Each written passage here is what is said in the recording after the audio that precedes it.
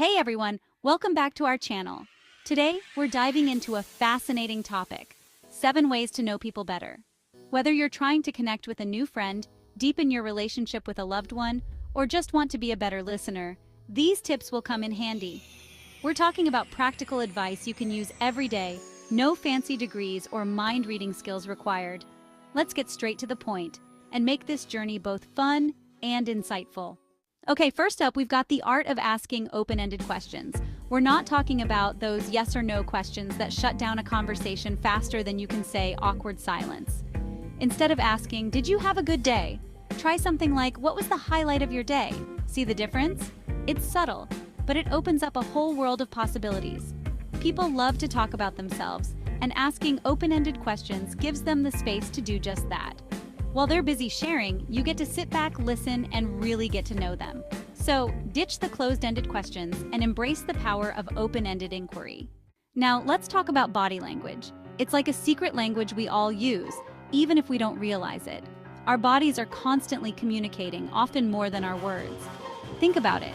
A smile can mean 1,000 different things, from genuine joy to polite agreement. It can even be used to mask discomfort or hide true feelings. A furrowed brow, a tapping foot, the way someone crosses their arms, these are all clues to what's going on inside their head. These small gestures can reveal stress, anxiety, or even excitement. Simply being aware of these subtle signals can make a world of difference in how you understand and interact with others. It can help you respond more empathetically and build stronger connections. For example, if you're chatting with someone and their arms are crossed tightly, they might be feeling defensive or closed off. This could be a sign that they are not comfortable with the topic or the environment. On the other hand, if they're leaning in, making eye contact, and mirroring your gestures, that's a good sign that they're engaged and interested in what you have to say. This kind of body language shows openness and attentiveness. So next time you're with someone, take a moment to observe their body language. Notice the small details and what they might be communicating without words. You might be surprised by what you discover. Understanding these nonverbal cues can enrich your interactions and help you connect on a deeper level. All right, this next one is all about vulnerability and connection. It's about opening up and letting others see the real you.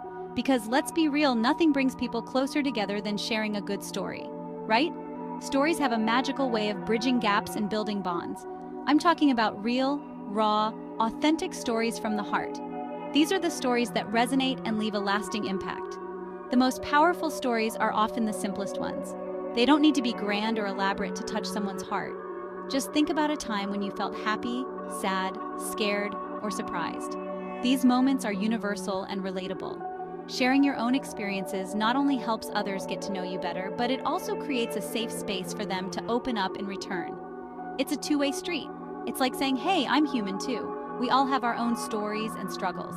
And trust me, when you allow yourself to be vulnerable, amazing things can happen. Connections deepen, and understanding grows. You might find that you have more in common with someone than you ever realized. Shared experiences can reveal unexpected similarities. So, don't be afraid to let your guard down and share a piece of yourself with the world.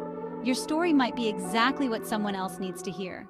Okay, this one is huge, folks. Active listening. It's a skill that can transform your relationships and interactions. I'm not talking about just nodding your head and saying, "uh-huh," while secretly planning your grocery list in your head. That's passive listening, and it doesn't really help anyone. I'm talking about really, truly listening with your whole being. This means being fully present in the moment and giving the speaker your undivided attention.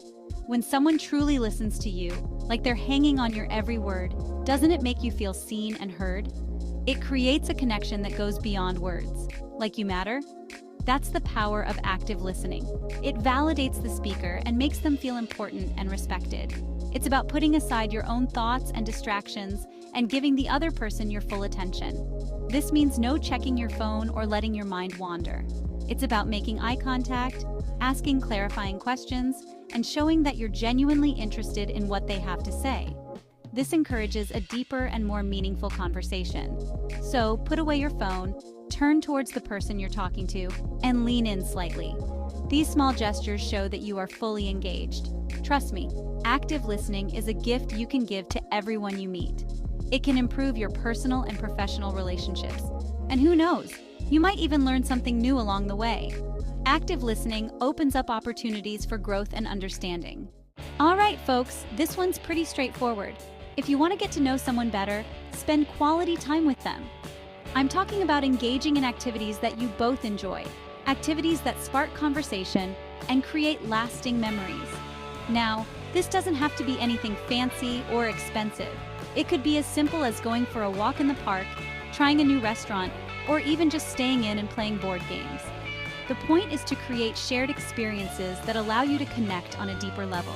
So, put down your phones, step away from the screens, and go out and create some memories. This next tip is all about tapping into people's passions.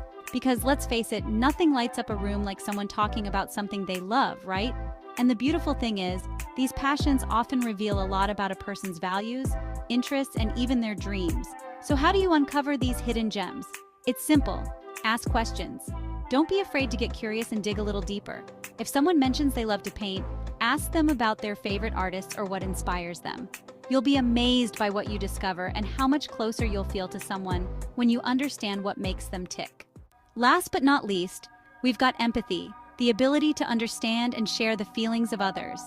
In a world that often feels divided, empathy is like a superpower. It allows us to bridge the gap between our differences and connect with others on a deeper, more meaningful level. But empathy isn't always easy. It requires us to step outside of our own experiences and try to see the world through someone else's eyes. It means putting aside our judgments and assumptions and trying to understand where someone is coming from, even if we don't agree with them. And it means showing compassion and kindness even when it's hard.